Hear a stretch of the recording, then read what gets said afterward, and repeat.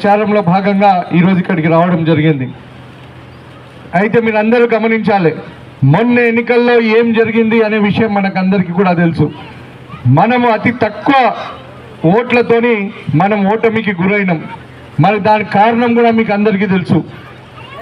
మనతోని ఉండి మన తిన్నింటి వాసాలు లెక్క పెట్టినట్టు మన పక్కనే ఉండి మనకు మోసం చేసిన వాళ్ళు కాబట్టే మనం ఈరోజు ఓటమికి గురైనాం. అంతేకాదు, కాంగ్రెస్ వాళ్ళు ఇచ్చిన అబద్ధపు హామీలు, దొంగ మాటలను మనము నమ్మి ఆ 6 గ్యారెంటీలు వస్తాయేమో అని చెప్పి ప్రజలు అమలు చేయడానికి చేత కాలేదు ఈ కాంగ్రెస్ వాళ్ళకు అనే విషయాన్ని మీరు గుర్తుపెట్టుకోవాలి. మరి ఇక్కడ ఉన్న వాళ్ళే కాదు, నేను మీ అందరితో విజ్ఞప్తి చేస్తా ఉన్నా. గత 10 సంవత్సరాలుగా కేసీఆర్ గారి ఆధ్వర్యంలో బీఆర్ఎస్ ప్రభుత్వంలో మనం ఏ విధంగా ఉండే, మరి ఇప్పుడు కాంగ్రెస్ వాళ్ళు వచ్చినాక మన పరిస్థితి ఎంత అధ్వానంగా తయారైందో మనం ఒక్కసారి గమనించాలి.